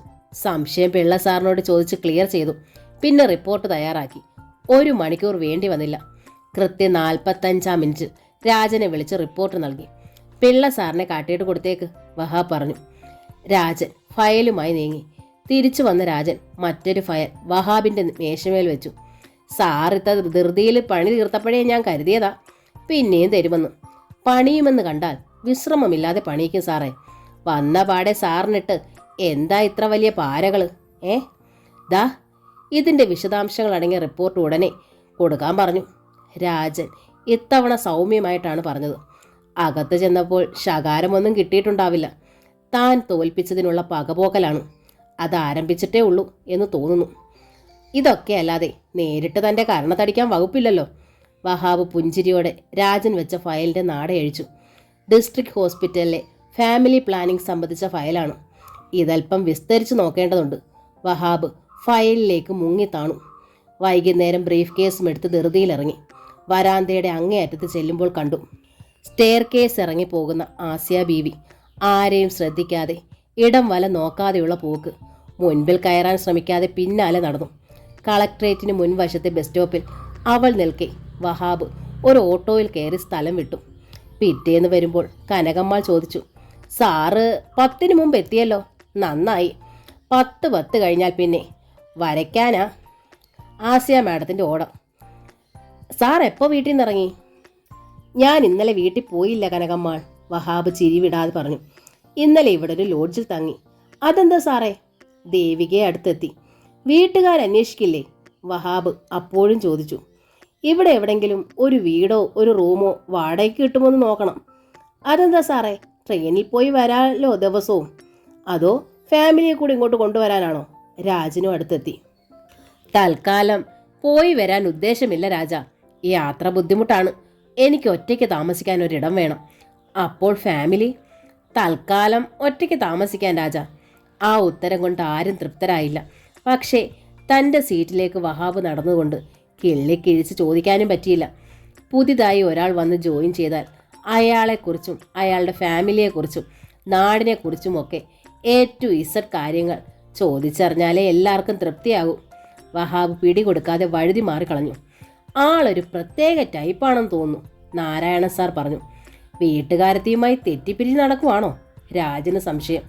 കണ്ടിട്ട് അതാ സത്യവും തോന്നുന്നു. ചിരിക്കുന്നുണ്ടെങ്കിലും ആളിൻ്റെ മുഖത്തൊരു വിഷാദമുണ്ട്, ദേവിക പറഞ്ഞു. തന്നെക്കുറിച്ചാണവർ പറയുന്നതെന്ന് വഹാബിന് തോന്നി. എങ്കിലും ശ്രദ്ധിച്ചതായി ഭാവിച്ചില്ല. ആസിയ ബീവി അന്നും വഹാബിന് വിശ്രമമില്ലാത്ത വിധം വർക്ക് നൽകി. ഒരു മിനിറ്റ് പോലും പാഴാക്കാതെ എല്ലാം വഹാബ് ചെയ്തു. അവളുടെ ചൂണ്ടുവിരൽ തനിക്ക് നേരെ നീളരുത്. വഹാബിന് അത് നിർബന്ധമാണ്. പിറ്റേന്ന് ലോഡ്ജിലെ മാനേജറാണ് ഒരു ഏജന്റിനെ പരിചയപ്പെടുത്തി കൊടുത്തത്, രാഘവൻ. 35 വയസ്സുണ്ടാകണം. മെലിഞ്ഞു നീണ്ട ഉത്സാഹ പ്രകൃതമുള്ള മനുഷ്യൻ. തൽക്കാല താമസത്തിനായി വലിയ ബഹളമൊന്നുമില്ലാത്ത സ്ഥലം നോക്കി ഒരു റൂം വേണം. അത് മാനേജറോട് ആവശ്യപ്പെട്ടിരുന്നു. ഒരു വീടിൻ്റെ പോർഷനായാലും മതി. ടൗണിലെ തിരക്കിൽ നിന്ന് രക്ഷപ്പെടാനാണ്. രാഘവൻ്റെ കൂടെ ഒരു ഓട്ടോറിക്ഷയിൽ കയറി 8 കിലോമീറ്റർ അകലം ഒരു വീടിന് മുൻപിലെത്തി ഓട്ടോ നിന്നു. ഉടമസ്ഥൻ ഫ്ലാറ്റിലാണ് താമസം. 4 മുറികൾ ഉൾപ്പെടെ എല്ലാ സൗകര്യങ്ങളുമുള്ള വീട്. 1/2 ഏക്കർ ചുറ്റുവളപ്പ്. എനിക്ക് ഒരു റൂം മാത്രം മതി രാഘവ, വഹാബ് പറഞ്ഞു. എന്തിനാണ് ഈ വീട് മുഴുവൻ? ഒരു റൂം മാത്രമായിട്ട് തരുമോ എന്ന് ചോദിക്കും. ഇല്ല സാറേ, ശല്യക്കാരല്ലാത്തൊരു കുടുംബത്തിന് കൊടുക്കാനാണ് എന്നോട് പറഞ്ഞത്. സാർ ഇതെടുത്തോ, കുടുംബത്തെ കൂടിങ്ങ് കൊണ്ടുവന്നാൽ പോരെ സാറേ, രാഘവൻ പ്രത്യാശയോടെ പറഞ്ഞു. അതൊന്നും നടപ്പില്ല, വഹാബ് പറഞ്ഞു. എനിക്കൊരു റൂം മാത്രം മതി. പറ്റുമെങ്കിൽ താൻ ഇവിടെ അഡ്ജസ്റ്റ് ചെയ്യും, ഇല്ലെങ്കിൽ വേറെ നോക്ക്. വഹാബ് മുറ്റത്തേക്ക് ഇറങ്ങി നടന്നു കഴിഞ്ഞു. ഗേറ്റിങ്കിലേക്ക് ധൃതിയിൽ നടന്ന അയാൾ പെട്ടെന്ന് നിന്നുപോയി. പാദങ്ങൾക്കിടയിൽ വേരുറഞ്ഞതുപോലെ. ഗേറ്റിനു മുമ്പിൽ ഒരു ജ്വാലയായി നിൽക്കുന്നു ആസിയ ബീവി. നിങ്ങളിവിടെ? ആസിയ ബീവിയുടെ സ്വരം കനത്തു. യെസ്. വഹാബ് ആദ്യത്തെ അമ്പരപ്പിൽ നിന്ന് ഉണർന്നു. ഇവിടെന്തിനു വന്നു നിങ്ങൾ? ആസിയ വീണ്ടും അതേ ഭാവത്തിൽ ചോദിച്ചു. ഇത് ഇവളുടെ വീടാണോ? ഒരു നിമിഷം വഹാബ് സംശയിച്ചു പോയി. അപ്പോൾ തോന്നിയ ഉത്തരം വഹാബ് പറഞ്ഞു. ഈ വീട് കൊടുക്കുന്നെങ്കിൽ അങ്ങ് വാങ്ങാമെന്ന് കരുതി. തെല്ല് പരിഹാസമായിരുന്നു അത്. നിങ്ങൾ മനഃപൂർവ്വം എന്നെ ഉപദ്രവിക്കാൻ വന്നതാണോ? ഹേ മാഡം, ഈ വീട് ഞാൻ വാങ്ങുന്നത് നിങ്ങൾക്ക് എങ്ങനെ ഉപദ്രവമാവും? എന്താ ഇത് നിങ്ങളുടെ വീടാണോ? വീട് ആരുടേതായാലും നിങ്ങളിത് വാങ്ങില്ല. ഇവിടെ താമസിക്കുകയില്ല. ഞാനാണ് പറയുന്നത്. ഓഹോ, എന്നാ പിന്നെ അതൊന്ന് കണ്ടിട്ടേ ഉള്ളൂ. വഹാബിൻ്റെ സ്വരം ദൃഢമായി. കാണാം, ശക്തമായ സ്വരത്തിൽ പറഞ്ഞ് ആസിയ വെട്ടിത്തിരിഞ്ഞു. എതിരെ കണ്ട ഗേറ്റ് തുറന്നു അകത്തേക്ക് കയറി. ഓഹോ, എതിരെ കാണുന്ന വീട് അവളുടേതാണ്. വഹാബ് അമ്പരന്നു പോയി. താൻ താമസക്കാരനായി എത്തിയത് ആസിയയുടെ അടുത്തോ? തിങ്ങി നിന്ന ശ്വാസം തള്ളൽ പോലെ വഹാബ് രാഘവനെ നോക്കി. അതൊരു മുസ്ലിം കുടുംബമാ സാറേ. കളക്ട്രേറ്റിലാണ് ആ പെണ്ണുപിള്ളയ്ക്ക് ജോലി. അവരുടെ കെട്ടിയോ മരിച്ചുപോയി. അപ്പോൾ ആസിയയുടെ ഭർത്താവ് മരിച്ചു. റബ്ബേ, അവൾ വിധവയാണോ? സാറിനോടെന്നാ ആ പെണ്ണുപിള്ളയ്ക്ക് ഇത്ര വൈരാഗ്യം? നിങ്ങൾ ഇതിനു മുമ്പും കണ്ടിട്ടുണ്ടോ? രാഘവൻ ചോദിച്ചു. ഇതിനു മുമ്പും കണ്ടിട്ടുണ്ട്. എന്നോടവർക്ക് വൈരാഗ്യമുണ്ട്. അതാണോ ഇവിടെ താമസിപ്പിക്കത്തില്ലെന്ന് പറഞ്ഞത്? അതെ, അതുകൊണ്ട് തന്നെ എനിക്ക് ഈ വീട്ടിൽ താമസിക്കണം. ഇത് തന്നെ മതി. വാടക പറഞ്ഞോ, അഡ്വാൻസും പിടിച്ചോ. വഹാബിന് തെല്ലാവേശം തന്നെയാണ്. അവളെ തോൽപ്പിക്കണം, ഇനിയും ഇനിയും. ആ അഹന്തയുടെയും തൻ്റെ ഇടത്തിൻ്റെയും മുന ചവിട്ടി ഓടിക്കണം. തോറ്റുകൂടാ, വഹാബ് തീർച്ചപ്പെടുത്തി. എന്നിട്ട് എതിരെയുള്ള വീട്ടിലേക്ക് നോക്കി. ഗേറ്റിങ്കൽ പേര് അനീസ മൻസിൽ, 1-ാം തരം വാർക്ക കെട്ടിടം. സാറിൻ്റെ തീരുമാനം 1-ാം തരമായി, രാഘവൻ മുന വെച്ച് പറഞ്ഞു. കെട്ടിയോൻ ചത്ത അവരുമായി വാശി പിടിക്കുന്നത് ഒരു സുഖമാ സാറേ. രാത്രിയിൽ വരത്തുപോക്കുള്ള വീടാ സാറേ. വഹാബ് ഞെട്ടിത്തെറിച്ചത് അപ്പോഴാണ്. കണ്ടില്ലേ, ആറ്റൻ ചരക്കല്ലേ സാറേ അവര്. ഒന്ന് തൊട്ടുപോകും ആരും. ഇത്രയും പ്രായമായാലെന്താ, ഒരു 45 കാണുമെന്നാ എൻ്റെ ഊഹം.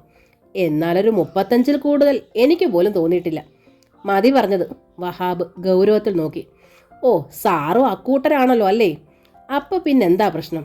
അല്ല സാറേ, ഞാൻ പറഞ്ഞതേ ഉള്ളൂ. 2 മക്കളുണ്ട്. പൂവമ്പഴം മാതിരി 2 പെൺമക്കൾ. തള്ളയുടെ 10 മാറ്റ്. രാഘവൻ്റെ നാവിന് എല്ലില്ലാതായി. സാധാരണ രീതിയിൽ അയാൾ തുടങ്ങിയപ്പോഴേ ഫുൾ സ്റ്റോപ്പ് ഇടുന്നതാണ്.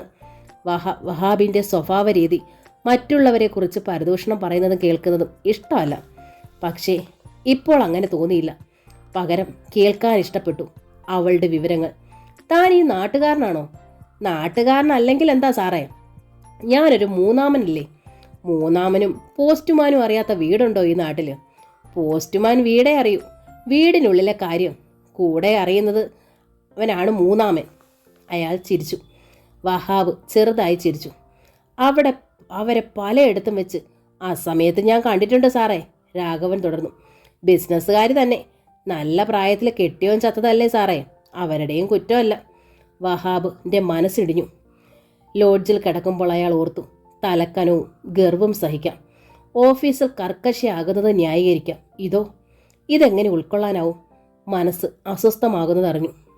വീടിന് അഡ്വാൻസ് നൽകേണ്ടിയിരുന്നില്ല, അവളോട് വാശി വെക്കേണ്ടിയിരുന്നില്ല. ആരാണ് അവൾ തനിക്ക്? തന്നെ വഞ്ചിച്ച അവൾ വെറുക്കേണ്ടതല്ലേ?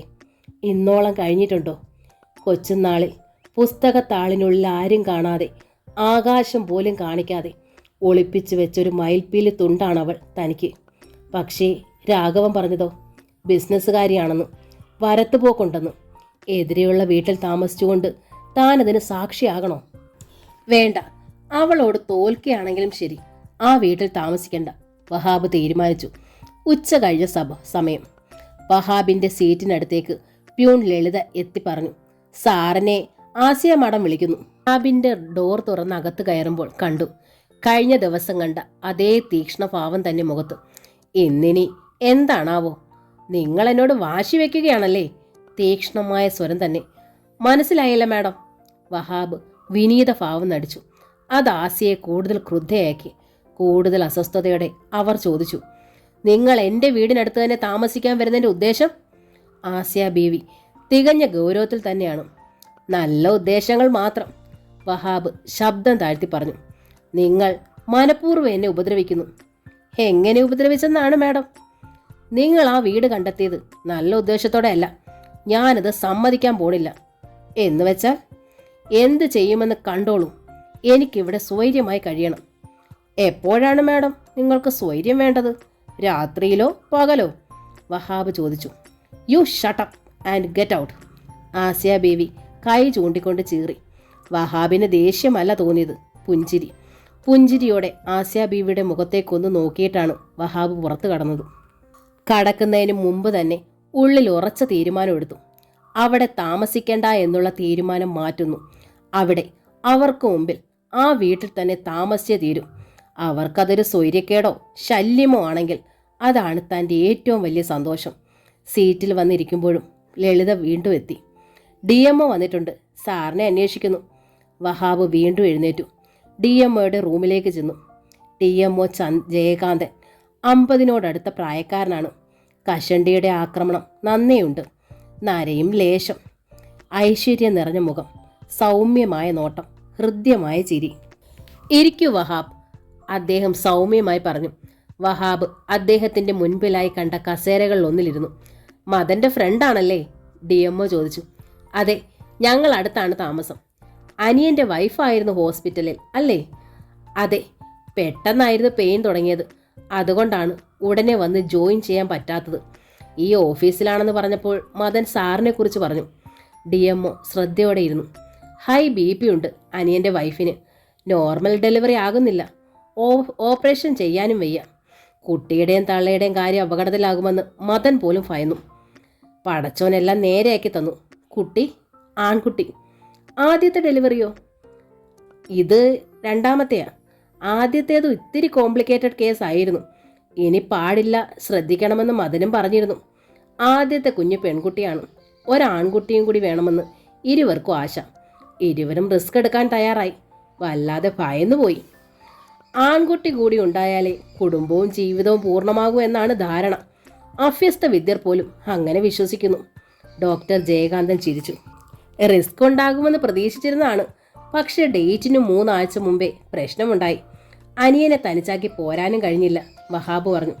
അത് ഇവിടെയും പ്രശ്നമായി അല്ലേ? വഹാബ് ചിരിച്ചു. ആകട്ടെ, ആസിയ ബീവിയുമായി എന്തെങ്കിലും പ്രോബ്ലംസ് ഉണ്ടോ? ഒന്നുമില്ല സാർ. എന്താ? വല്ലായ്മയോടെ വഹാബ് ചോദിച്ചു. അവർ സാറിനോട് പരാതി വല്ലതും പറഞ്ഞോ?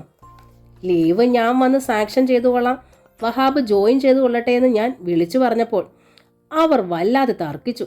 കുറേ റൂളുകളും തടസ്സങ്ങളും പറഞ്ഞു. ആ സ്ത്രീ അല്ലെങ്കിൽ തന്നെ ഒരു ഹോട്ട് ടെമ്പേർഡ് കക്ഷിയാണ്. അവർക്ക് എന്തൊക്കെയോ പ്രശ്നങ്ങളുണ്ടെന്ന് തോന്നുന്നു. മുൻപരിചയം ഉണ്ടോ എന്നറിയാൻ ചോദിച്ചെന്നേ ഉള്ളൂ. ഡോക്ടർ ജയകാന്തൻ പുഞ്ചിരിയോടെയാണ് പറഞ്ഞു നിർത്തിയത്. ചിരിയാണ് മുഖത്തെ സ്ഥായി ഭാവമെന്ന് വഹാബിന് തോന്നി. അദ്ദേഹത്തിന് മുമ്പിൽ സത്യം മറച്ചു വെക്കുന്നതാണ് നല്ലതെന്നും തോന്നി. ഇല്ല സാർ, പരിചയമൊന്നുമില്ല. DMAയുടെ റൂമിൽ നിന്ന് ഇറങ്ങുമ്പോൾ വഹാബ് പറഞ്ഞു. എത്ര നല്ല പെരുമാറ്റം, എത്ര പൊളൈറ്റാണ് ആൾ. അദ്ദേഹത്തെക്കാൾ ഹെഡ് വെയ്റ്റും ഗർവും തനിക്ക് പോലും ഉണ്ടോ? വഹാബ് സംശയിച്ചു. ഇന്ന് താമസം മാറ്റണം, ആ വീട്ടിലേക്ക് തന്നെ. വഹാബ് നേരത്തെ ഇറങ്ങി. ചെല്ലുമ്പോൾ ലോഡ്ജിന് മുൻപിൽ കാത്തു നിൽക്കുന്നു രാഘവൻ. വഹാബിനെ കണ്ടപ്പോഴേ പറഞ്ഞു, സാറേ, ആ വീട് കിട്ടുമെന്ന് തോന്നുന്നില്ല. എന്തു പറ്റി? അപ്പുറത്തെ ആ സ്ത്രീ ഫ്ലാറ്റിൽ ചെന്ന് അവിടുത്തെ സാറിനോട് പറഞ്ഞു, അവരും പെൺമക്കളും തനിയെ താമസിക്കുന്നിടത്ത് ആണുങ്ങളെ താമസിക്കാൻ പാടില്ലെന്ന്. അത്യന്ത നിരാശയായിരുന്നു രാഘവന്റെ സ്വരത്തിൽ. ഓഹോ, വഹാബ് കരുതി. പരാതി പറയാൻ പോയതായിരുന്നു അവൾ രാവിലെ. എന്നിട്ടാണ് ഗീർവാണം പറഞ്ഞത്. നമുക്ക് അതിനടുത്ത് പറഞ്ഞ വേറെ റൂം കാണാൻ പോവാം സാറേ, രാഘവൻ പറഞ്ഞു. പോരാ, എനിക്ക് ആ വീട് തന്നെ വേണം. താമസിക്കുന്നെങ്കിൽ അവിടെ തന്നെ താമസിക്കുന്നുള്ളൂ. അത് ഇന്ന് തന്നെ വേണം താനും. അല്ലെങ്കിൽ ഞാൻ മറ്റെങ്ങും താമസിക്കുന്ന പ്രശ്നമേ ഇല്ല. ദിവസവും പോയി വരാനാ ഉദ്ദേശം. അയ്യോ, രാഘവൻ അങ്കലപ്പാടെ നോക്കി. ഒരിര നഷ്ടപ്പെടുന്നോ? താൻ എന്ത് ചെയ്യുന്നു എന്നെനിക്കറിയണ്ട. പക്ഷേ 5 മണിക്കുള്ളിൽ ആ വീടിൻ്റെ താക്കോൽ എനിക്ക് കിട്ടിയിരിക്കണം. പറ്റുമോ അതെനിക്ക്? വീറായിരുന്നു വഹാബിന്. വല്ലാത്ത വാശി. ഒരിക്കൽ അവൾ തന്നെ പിന്തള്ളി ജയിച്ചു. ഇനി തനിക്ക് ജയിക്കണം, ജയിച്ചേ പറ്റൂ. രാഘവൻ ഓടി. വഹാബ് അക്ഷമനായി കാത്തിരുന്നു. കൃത്യം 4:30 തന്നെ അയാൾ തിരിച്ചെത്തി. കയ്യിൽ വീടിൻ്റെ താക്കോൽ. രാഘവൻ ഏറ്റാൽ പിന്നെ ഏറ്റതാ സാറേ, അല്ലെങ്കിൽ പിന്നെ എന്നെ ഈ പണിക്ക് കൊള്ളുമോ? അയാൾ പറഞ്ഞു. പെണ്ണുംപിള്ള പരാതി പറഞ്ഞത് അവിടുത്തെ പെണ്ണുംപിള്ളയോടാണ്. ഭാഗ്യത്തിനിപ്പോൾ ഞാൻ ചെല്ലുമ്പോൾ അങ്ങേരാണ് ഉണ്ടായിരുന്നത്. അഡ്വാൻസ് മേടിച്ചതല്ലേ, കൊള്ളാവുന്നവർ പറഞ്ഞ വാക്ക് മാറ്റുമോ എന്നൊക്കെ ചോദിച്ചു. അങ്ങേര് വീണു. താക്കോല് തന്നു. ഇനി പ്രശ്നമൊന്നുമില്ല. രാഘവന്റെ അധ്വാനത്തിന് പ്രത്യേക പാരിതോഷികം നൽകി. മുഖം തെളിയത്തക്ക വിധം. ഞാൻ കൂടെ വരട്ടോ സാറേ? വേണ്ട, ഒരു ബ്രീഫ് കേസിൽ കൊള്ളാനുള്ള സാധനങ്ങളേ ഉള്ളൂ. അതുമായി വഹാബ് 5 മണിക്ക് മുമ്പേ ആ വീടിനുള്ളിൽ കയറിപ്പറ്റി. വാതിലുകളും ജനാലകളും ഒക്കെ മലർക്കെ തുറന്നിട്ടു. പഴയതാണെങ്കിലും ഫർണിച്ചറുകളെല്ലാം ഉണ്ട്. എല്ലാം പൊടി തുടച്ചും മുറികൾ ക്ലീൻ ചെയ്തും രാഘവൻ ശരിയാക്കിയിട്ടിരിക്കുന്നു. വഹാബിന് വീടാകെ ഓടി നടന്നെന്ന് ഉറക്കെ ചിരിക്കാൻ തോന്നി. വിജയത്തിന്റെ ഉന്മാദം പിടിവിട്ടതുപോലെ അയാൾ കൈകൊട്ടി. ഒരു ബ്രീഫ് കേസിൽ കൊള്ളാവുന്ന അത്ര സാധനങ്ങളെ സ്വന്തമായി കൊണ്ടുവന്നിട്ടുള്ളൂ. അത്യാവശ്യം ഡ്രസ്സുകൾ, ഷേവിംഗ് സെറ്റ്, അതിലപ്പുറം എന്ത്? റൂമിൽ കണ്ട ഷെൽഫിനുള്ളിൽ ബ്രീഫ് കേസ് വെച്ച് ആകെ മുറിയിലൊക്കെ ഒന്ന് ചുറ്റിയടിച്ച് മുൻവശത്തെത്തിയപ്പോൾ കണ്ടു. ഗേറ്റിങ്കിൽ നിൽക്കുന്നു സുന്ദരിയായൊരു പെൺകുട്ടി. ഭംഗിയുള്ളൊരു ചുരിദാർ വേഷം, ഷാൾ കൊണ്ട് മുടി മറച്ചിരിക്കുന്നു. കയ്യിൽ പുസ്തക ബാഗ്. 10-18 വയസ്സുണ്ടാകും, മനസ്സിലായി. ആ കൊച്ചു ഹൂറി അങ്ങേ വീട്ടിലേതാണ്. ആസിയയുടെ മകൾ. ഉള്ളിലൊരു വാത്സല്യത്തിൻ്റെ ഉറവ പൊട്ടി. കൈ കാണിച്ച് വിളിച്ചു. സങ്കോചത്തോടെ അവൾ ചുറ്റും നോക്കി. എന്നിട്ട് 3-4 അടി മുമ്പോട്ട് വന്നു. വഹാബ് മുറ്റത്തേക്ക് ഇറങ്ങിച്ചെന്നു. പിന്നിലേക്ക് വിരൽ ചൂണ്ടി അവൾ പറഞ്ഞു, ഞാൻ ആ വീട്ടിലേതാ. എന്താ പേര്? രചന. നല്ല പേര്. ഏതിലാണ് പഠിക്കുന്നത്? ഡിഗ്രിക്ക് ഫസ്റ്റ് ഇയർ. അവൾ പറഞ്ഞു. ഞാൻ പോകുകയാണ്. ഒരുപാട് നാളായിട്ട് പൂട്ടിക്കിടന്ന വീടാ. വാതിൽ തുറന്നു കിടക്കുന്ന കണ്ടപ്പോൾ ആരാണെന്നൊന്ന് നോക്കിയതാണ്. അവൾ തിരിഞ്ഞു നടന്നു കഴിഞ്ഞിരുന്നു. നിൽക്കും മോളെ, വാത്സല്യത്തോടെ തന്നെ വിളിച്ചു. അവൾ കരികിലേക്ക് നടന്നു ചെന്നു. വേറെ ആരുണ്ട് വീട്ടിൽ? സഹോദരങ്ങൾ ആരൊക്കെയുണ്ട്? ഒരാൾ മാത്രം, ഒരു താത്ത. അവൾ മൊഴിഞ്ഞു. താത്തയുടെ പേര് അനീസ. അനീസ പഠിക്കുക? അതെ, ഡിഗ്രിക്ക് ഫൈനൽ ഇയർ. ഏത് കോളേജിലാണ്? അത് രചന നാവനക്കുന്നതിന് മുമ്പ് കേട്ടു ഗേറ്റിങ്കൽ ഗർജനം. എടി രചന! തീ പറക്കുന്ന കണ്ണുകളുമായി ആസിയ ബീവി നിൽക്കുന്നു. അയ്യോ എൻ്റെ റബ്ബേ, ഉമ്മ! നിലവിളി പോലെ പറഞ്ഞിട്ട് രചന ഗേറ്റിങ്ങിനരികിലേക്ക് പാഞ്ഞു. അവൾ അടുത്ത് എത്തി നിന്ന അതേ നിമിഷത്തിൽ തന്നെ സർവശക്തിയും വലത് കൈയിലേക്ക് ആവാഹിച്ചിട്ട് ആസിയ ഒറ്റയടി. എൻ്റെ ഉമ്മോ! മുഖം പൊത്തി രചന ഉറക്കെ നിലവിളിച്ചു പോയി. കണ്ടവനൊക്കെ വിളിച്ച നീ കയറി അങ്ങ് ചെല്ലും അല്ലേടി അസത്തെ? കേറിപ്പോടി. വീണ്ടും ഗർജനം. കഴുത്തിന് പിടിച്ച് അടുത്ത ഗേറ്റിങ്കിലേക്ക് ഒരു തള്ളു. രചന ഗേറ്റിങ്കിൽ തലയടിച്ചു നിന്നു. അടികൊണ്ട് മൂക്കിൽ നിന്ന് ചോര വന്നുവോ? വഹാബിന് തോന്നിപ്പോയി. അയാൾ സ്തംഭിച്ചു നിൽക്കുകയാണ്.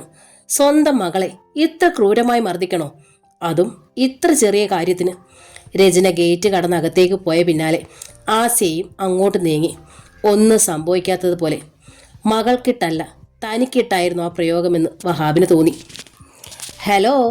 അയാൾ കൈകൊട്ടി ശബ്ദമുണ്ടാക്കി. ആസിയ നിന്നു. മുഖം വെട്ടിത്തിരിഞ്ഞു നോക്കി.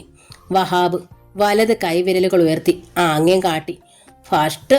ഉഗ്രം പ്രകടനം എന്നു. അതേ നിമിഷം തന്നെ ആ പ്രകടനവും കയ്യടിയിൽ നിന്നുപോയി. കാരണം ആസിയ തിരിഞ്ഞ് ഗേറ്റ് കടന്ന് അകത്തേക്ക് വരുന്നു. അയാൾക്കരികിലേക്ക്. അയാൾ വിയർത്തുപോയി. എന്താണ് ഇവളുടെ ഭാവം? ഓഫീസിൽ നിന്ന് വരുന്ന വരവാണ് ആസിയ ബീവി. ഉച്ചയ്ക്ക് ശേഷം ക്യാബിനിൽ വെച്ച് കണ്ട അതേ വേഷം. തോളിൽ തൂങ്ങിക്കിടക്കുന്ന വാനിറ്റി ബാഗ്. ഇടം വല നോക്കാതെ, ഒട്ടും പതറാതെ വഹാബിൻ്റെ മുഖത്ത് തന്നെ ദൃഷ്ടി ഉറപ്പിച്ച് ആസിയ ബീവി മുറ്റത്ത് വന്നു നിന്നു. 4 വാർഡ് ഒന്ന് നോക്കിയിട്ട് വഹാബ് കയ്യും കെട്ടി നിന്നു. തൊട്ടയൽപ്പക്കം വേറെയില്ല. ഭാഗ്യം. അനീസ മനസ്സിലിൻ്റെ വരാന്തയിലെത്തിയ രചന ഭീതിയോടെ ഇങ്ങോട്ട് നോക്കുന്നു. രചനയ്ക്ക് മുന്നിൽ മറ്റൊരു പെൺകുട്ടി കൂടി ഉണ്ടപ്പോൾ. രചനയുടെ താത്തയായിരിക്കും. വഹാബിന് മുന്നിൽ നിന്ന് ആസിയ ബീവി കടുത്ത സ്വരത്തിൽ ചോദിച്ചു, എന്തായിരുന്നു നിങ്ങളുടെ ഭാവം? വന്ന പാടെ എൻ്റെ മോളെ പാട്ടിലാക്കാനാണോ? പാട്ടിലാക്കാനോ? വഹാബ് അമ്പരന്നു. എന്താ, ആ വാക്ക് കേട്ടിട്ടില്ലേ? ഊവല്ലോ. വഹാബ് അതേ ഭാവത്തിൽ തന്നെ ചോദിച്ചു. അത് പക്ഷേ ഇവിടെ പറഞ്ഞെന്തിന്? ഈ വീട് മുഴുവൻ വേണ്ട, ഒരു റൂം മതി എന്ന് പറഞ്ഞിറങ്ങിയ നിങ്ങൾ അടുത്ത വീട്ടിൽ ആൺതുണയില്ലാതെ ഞാനും മക്കളും താമസിക്കുന്നത് കണ്ടപ്പോൾ ഇവിടെ തന്നെ താമസമാക്കി. ആസിയ കിതച്ചു. രാഘവൻ പറഞ്ഞതാണോ? രാഘവനെ നിങ്ങളെക്കാൾ മുൻപ് കാണുന്നവളാണ് ഞാൻ. ഓഹോ, നിങ്ങളുടെ ആ ഉദ്ദേശം ഇവിടെ നടപ്പില്ല. എന്തുദ്ദേശം? ഉദ്ദേശം എന്തായാലും ആ കണ്ണുകൊണ്ട് എൻ്റെ മക്കളെ നോക്കരുത്. ആജ്ഞയാണത്. മക്കളത് ആഗ്രഹിച്ചാൽ ഷുവർ, ഞാൻ നോക്കുക തന്നെ ചെയ്യും. വഹാബിൻ്റെ സ്വരം ഉയർന്നു. ആസിയ നടുങ്ങി. അപ്പോൾ നിങ്ങൾ കരുതിക്കൂട്ടിയാണല്ലേ? അതെ. എന്താ സംശയം? തടയാൻ നോക്കിയതല്ലേ, മാറ്റുരച്ച് കാട്ടുകയും ചെയ്തു. ബോധ്യായോ? പെണ്ണ് ശ്രമിച്ചാൽ ഇത്രയ്ക്കിത്ര. Mind it. വഹാബ് തറപ്പിച്ചു പറഞ്ഞു, കൈ ചൂണ്ടി തന്നെ. ആസിയ ബീവി വഹാബിനെ നോക്കി നിന്നു. ആ മിഴികളിൽ കത്തിക്കാളുന്ന രോഷാഗ്നി വഹാബിൻ്റെ രോഷത്തെയും വാശിയെയും വർദ്ധിപ്പിച്ചതേ ഉള്ളൂ. ആസിയ ബീവി വെട്ടിത്തിരിഞ്ഞു. വന്നതുപോലെ ഭൂമിയെ ചവിട്ടി മെതിച്ച് അവർ നടന്നു. നിൽക്ക്, വഹാബ് വിളിച്ചു. ആസിയ ബീവി നിന്നു. തിരിഞ്ഞു നോക്കാതെ വഹാബ് അവർക്കരികിലേക്ക് 2 അടി നടന്നു. എന്നിട്ട് പറഞ്ഞു, ഭരണവും അധികാരവും അടിച്ചേൽപ്പിക്കലും പാരപണിയലും കൽപ്പനകളും ഒക്കെ ഓഫീസിൽ. അവിടെ നിങ്ങൾ വലിയ ഓഫീസർ, ഞാനൊരു പാവം JS. എന്തും അനുസരിപ്പിക്കാം. ഓക്കെ. ബട്ട് ഓഫീസിന് പുറത്ത് നിങ്ങളൊരു സ്ത്രീ മാത്രം, ഞാൻ പുരുഷനും. ഒരിക്കൽ ഒരുമിച്ച് ജോലി ചെയ്തിരുന്നു എന്ന സഹകരണവും വേണ്ട. ഒരിക്കൽ ഒരുമിക്കാൻ ആഗ്രഹിച്ചു എന്ന പരിഗണനയും വേണ്ട. എന്നാൽ ഭരിക്കാൻ ഒട്ടും പോരണ്ട. പ്രത്യേകിച്ച് ഈ വളപ്പിനുള്ളിൽ. ഇത് ഞാൻ വാടക കൊടുക്കുന്ന വീടാണ്. ഇവിടെ ഞാനാണ് മേലധികാരി, അയൽക്കാരല്ല. വഹാബ് പറഞ്ഞു നിർത്തി. ആസിയ ബീവി ഒന്ന് തിരിഞ്ഞു നോക്കി. മുനയുള്ള കൂർത്ത നോട്ടം. അതരങ്ങളുടെ ഒരു കോൺ മെല്ലെ ഒന്ന് വക്രിച്ചു. തീർത്തും അയാൾ പറഞ്ഞത് അപ്പാടെ അവഗണിച്ചിരിക്കുന്നു എന്ന മട്ടിൽ തന്നെ. പിന്നെ തല വെട്ടിച്ച് മുന്നോട്ട് ഉറച്ചടികൾ വെച്ചു നടന്നു. ഗേറ്റ് കടന്നു. പുറത്തു മറഞ്ഞു. വഹാബ് അവിടെ തന്നെ നിന്നു. അപ്പുറത്തെ വീട്ടിലേക്ക് നോക്കി. ആസിയ ബീവി അവരുടെ വീട്ടുമുറ്റത്ത് കയറിയിരിക്കുന്നു. വഹാബ് നിശ്ചലം അവിടെ നിന്നു. ആസിയ ബീവി വന്നതും അവരുമായി പറഞ്ഞ വാക്കുകളും ഒക്കെ ഒരാവർത്തനം പോലെ വീണ്ടും കേൾക്കുന്നതായി തോന്നി. താൻ അധികം വല്ലതും പറഞ്ഞു? ഇല്ല, എന്നേ പറയേണ്ടിയിരുന്നതാണ്. എന്നേ പറയാൻ കഴിഞ്ഞുള്ളെന്ന് കരുതിയാൽ മതി. ഇനിയും പറയാൻ ശേഷിക്കുന്നുമുണ്ട്. രചനയും അനീസയും വരാന്തയിൽ തന്നെ നിൽക്കുകയായിരുന്നു. ആസിയ ബീവി കയറി ചെല്ലുമ്പോഴും, എന്താടി രണ്ടും കൂടി ഇവിടെ മിഴിച്ചു നിൽക്കുന്നേ? കേറിപ്പോടിയകത്ത്. ചെന്നപാടെ ആസിയ ബീവി മക്കളുടെ നേരെ പൊട്ടിത്തെറിച്ചു. ഇരുവരും ഭയന്ന് അകത്തേ കൂടി. മൂത്തവളായ അനീസയ്ക്ക് 20 വയസ്സ്, ഡിഗ്രി ഫൈനൽ ഇയർ. ഇളയവൾ രചന 18-ലെത്തി നിൽക്കുന്നു. ഡിഗ്രി ഫസ്റ്റ് ഇയറിന് ഈ വർഷം ചേർന്നിരിക്കുകയാണവൾ. 2 പേർക്കും ഉമ്മയെ ഭയമാണ്. പ്രായമായ 2 പെൺമക്കളും ആസിയ ബീവിയും മാത്രമാണ് അവിടെ താമസിക്കുന്നത്. ഒരു പണിക്കാരി വരും. 1 കിലോമീറ്റർ അപ്പുറത്താണ് അവരുടെ വീട്. റേച്ചൽ മധ്യവയസ്ക. അത് രാവിലെ വന്ന് വീട്ടുപണികൾ മുഴുവൻ ചെയ്യും. 9:30 മുമ്പ് തിരികെ പോകും. പിന്നെ റേച്ചൽ വരിക 5 മണിക്ക് ശേഷം. തിരിച്ചു പോക്ക് രാത്രിയിലാണ്. പെൺമക്കളുടെ ഇരുവരും സൗന്ദര്യധാമങ്ങൾ. പ്രായം അല്പം കൂടുതലുണ്ടെന്നാലും ആസിയ ബീവിയും ഒട്ടും മോശമല്ല. ഉമ്മയും മക്കളും കൂടി ഒരുങ്ങിയിറങ്ങിയാൽ സഹോദരികളാണെന്നേ പറയൂ. അങ്ങനെയുള്ള 3 സ്ത്രീകളാണ് ആ വീട്ടിൽ രാത്രിയിൽ കഴിയുന്നത്. അതുപോലെ തന്നെ എല്ലാം പറഞ്ഞു കൊടുത്ത് ചൊൽപ്പടിയിലും വരുതിയിലുമാണ് ആസിയ ബീബി പെൺമക്കളെ നിർത്തിയിരിക്കുന്നത്. 15 വയസ്സ് കഴിഞ്ഞ ഒരാണിനോടും തൻ്റെ മക്കൾ സംസാരിക്കുന്നത് അവർക്ക് ഇഷ്ടമല്ല. മക്കൾ അത് ധിക്കരിക്കാറുമില്ല. എന്നാൽ അപ്പുറത്തെ വീടിൻ്റെ വാതിലും ജനാലകളും തുറന്നു കിടക്കുന്നതും ആളനക്കവും കണ്ടപ്പോൾ ഏതോ കുടുംബം അയൽപ്പക്കത്തെത്തി എന്ന് കരുതി ഒന്നെത്തി നോക്കി എന്ന് മാത്രം. രചനയ്ക്ക് അതാണിന്ന് പറ്റിയത്. പക്ഷേ അത്ര പോലും ക്ഷമിക്കാൻ ആസിയ ബീവി തയ്യാറായിരുന്നില്ല. കാരണം അവിടെ താമസത്തിനെത്തിയിരുന്നത് വഹാബാണെന്നത് തന്നെ. അകത്തേക്ക് ചെന്ന് തോളിൽ കിടന്നിരുന്ന വാനിറ്റി ബാഗ് അവർ വലിച്ചെറിഞ്ഞു. പിന്നെ മുറിക്കുള്ളിൽ മൂലയിലായി ചാരി വെച്ചിട്ടുള്ള വിരൽ വണ്ണമുള്ള ചൂരൽ വലിച്ചെടുത്തു. രചന! ആസിയ ബീവി ഉറക്കെ വിളിച്ചു. അങ്ങേ മുറിയിൽ വിറയലോടെ നിന്നിരുന്ന മക്കൾ ഇരുവരും നടുങ്ങി. ആ വിളി പ്രതീക്ഷിച്ചു ഭയന്നു നിൽക്കുകയായിരുന്നു ഇരുവരും. രചന! വീണ്ടും വിളി, അല്പം കൂടി ഉറക്കെ. എന്തോ? രചനയുടെ സ്വരം വിറയാർന്നു. സ്വരത്തോടൊപ്പം അവൾ വാതിക്കലേക്ക് തല നീട്ടി. കേറി വാടി. രചന ആസിയ ബീവിക്ക് അരികിലേക്ക് ചെന്നു. ആദ്യത്തെ അടി തുടയിൽ തന്നെ, നല്ല ശക്തിയിൽ. ചൂരൽ വായുവിൽ വൃത്തം വരച്ച് മൂളി പറന്നുകൊണ്ടുള്ള അടി. രണ്ടാമത് ചുമലിൽ രചന കടിച്ചു പിടിച്ച് സഹിച്ചു നിന്ന് പൊളഞ്ഞു. കണ്ടവൻ്റെയൊക്കെ മുമ്പിൽ പോയി നിന്ന് ഇളിക്കരുതെന്ന് ഞാൻ എത്ര വട്ടം പറഞ്ഞിട്ടുണ്ടടി നാശമേ. മൂന്നാമത്തെ അടിയും വീണു. അയ്യോ ഉമ്മോ! രചന നിലവിളിച്ചു പോയി. ഉമ്മ, അവളെ ഇനി തല്ലല്ലേ ഉമ്മ. അനീസ ഓടിക്കയറി വന്ന് വടിയിന്മേൽ പിടിച്ചുപോയി. ഇത്തവണ പ്ലീസ് ഉമ്മ, ഇനി തല്ലല്ലേ. അനീസയും കരയുകയായിരുന്നു. തടയാൻ ചെന്നാൽ അവൾക്കും കിട്ടും അടി, അതാണ് പതിവ്. എന്നാലും വേണ്ടിയില്ല. ആ ചൂരൽ അനിയത്തിയുടെ വെളുത്തു സുന്ദരമായ മേനിയിൽ പാട് വീഴ്ത്തുന്നത് അവൾക്ക് സഹിച്ചില്ല. തനിക്കിട്ട അടി കൊണ്ടാലും സാരമില്ലെന്നാണ് അവൾ കരുതിയത്. എന്തോ പതിവിന് വിപരീതമായി ആസ്യ അടി നിർത്തി. ഒരു മൂളലോടെ ചൂരൽ മൂലയിലേക്ക് വലിച്ചെറിഞ്ഞു. നാശങ്ങള്, നാശങ്ങള്! കൈത്തലം തലയിൽ വെച്ചവർ പ്രാഗി. ഒരിക്കലും സ്വൈര്യം തരാത്ത ഓരോ നാശങ്ങള്! റബ്ബേ, നീ എനിക്ക് ഇത്ര വലിയ വിധി ഒരുക്കി തന്നത് എന്തിനാ? ഒന്ന് മാറുമ്പോൾ ഒന്ന്. ഇത്രയ്ക്കും വലിയ മഹാപാപിയാണോ ഞാൻ? അനീസ രചനയെ തന്നോട് ചേർത്ത് പിടിച്ച് മുറിക്ക് പുറത്തേക്ക് ഇറങ്ങി. പിന്നെ തങ്ങളുടെ മുറിയിലേക്ക് ചെന്നു. കുഞ്ഞുനാൾ മുതലേ തെറ്റ് ചെയ്താൽ മക്കളെ ശിക്ഷിക്കാനായി ആസിയ ബീവി സൂക്ഷിക്കുന്നതാണ് ആ ചൂരൽ. അനീസയ്ക്ക് ഓർമ്മ വെക്കുമ്പോൾ മുതൽ അതവിടെ ഉണ്ട്. ആസിയ എവിടെ വെക്കുന്നോ അതാണ് ആ ചൂരലിൻ്റെ സ്ഥാനം. അത് മാറ്റാനോ നശിപ്പിക്കാനോ അവർ സമ്മതിക്കില്ല. 18 or 20 വയസ്സായില്ലേ മക്കൾക്ക്. ആസിയ അത് ഗൗനിക്കാറേയില്ല. തെറ്റെന്ന് കണ്ടാൽ ശകാരിക്കും. ശകാരത്തിൽ ഒതുക്കിയാൽ പോരെന്ന് തോന്നിയാൽ ചൂരലെടുക്കും, ശിക്ഷിക്കും. ചിലപ്പോൾ ദേഷ്യം തീരുന്നതാവും കണക്ക്. ആ 2 പെൺമക്കളുടെയും ശരീരത്തിൽ ആ ചൂരലിൻ്റെ പ്രകാരം ചുവന്ന പാടുകളായി വീഴാറുണ്ടായിരുന്നു. മുതിർന്നതിൽ പിന്നെ ചുരുക്കമായിട്ടേ അതുണ്ടാകൂ എന്ന് മാത്രം. അതും അത്ര വലിയ പ്രശ്നമുണ്ടായാൽ. അന്യ ഒരാണിനോട് മക്കൾ സംസാരിക്കുന്നത് ആസിയെ സംബന്ധിച്ചിടത്തോളം വലിയ തെറ്റ് തന്നെയാണ്. പക്ഷേ ഇവിടെ ഇത്രയ്ക്ക് വലിയൊരു ശിക്ഷയുടെ ആവശ്യമുണ്ടായിരുന്നു. അനീസയ്ക്ക് അതാണ് സംശയം. അവൾ അനുജത്തിയുടെ ദേഹത്തെ പാടുകൾ പരിശോധിച്ചു. ചുവന്ന തിണർത്ത് ചൂരൽ വണ്ണത്തിൽ തന്നെ പാടുകൾ ചുമലിലും തുടയിലും. അനീസ സങ്കടത്തോടെ മുറിവിനുള്ള ഓയിൻമെന്റ് പുരട്ടാൻ തുനിഞ്ഞു. രചന ഒറ്റ തട്ട് മരുന്നും അനീസയുടെ കൈ ഒരുമിച്ച്. കൊണ്ടുപോകുന്നുണ്ടോ? രചന ചീറി. എനിക്ക് മരുന്നും വേണ്ട, ഒന്നും വേണ്ട. തലോടാനും തീരുമാനം വന്നേക്കുന്നു. രചന, താത്ത ഇത്തിരി മരുന്ന് പുരട്ടി തരാടി, ഇപ്പൊ വേദന പൊയ്ക്കോളും. അനീസയ്ക്ക് കൂടുതൽ സങ്കടമായി. വേണ്ടാന്ന് പറഞ്ഞില്ലേ? രചന കൂടുതൽ ക്രുദ്ധയായി. വേദനയുണ്ടെന്ന് ഞാൻ പറഞ്ഞോ? രചന അങ്ങനെയാണ്. ആസിയയുടെ അതേ പ്രകൃതം. തൊട്ടതിനും പിടിച്ചതിനും ഒക്കെ ദേഷ്യം. എന്തിനും ചാടിക്കടിക്കുന്ന സ്വഭാവം. ആലോചനയോ ക്ഷമയോ തീരെയില്ല. പിടിവാശിയും ശാഠ്യവും ചെറുപ്പം മുതലേ അവൾ കൊണ്ടുതാനും. ചൂരലിൻ്റെ ചൂട് കൂടുതൽ അറിഞ്ഞിട്ടുള്ളത് അവൾ തന്നെ. അനീസ അങ്ങനല്ല. ഒരുപാട് ക്ഷമയുള്ള കൂട്ടത്തിലാണവൾ. ഒരു നിശബ്ദ ജീവി തന്നെ. എന്തും ആലോചിച്ചേ തീരുമാനിക്കൂ.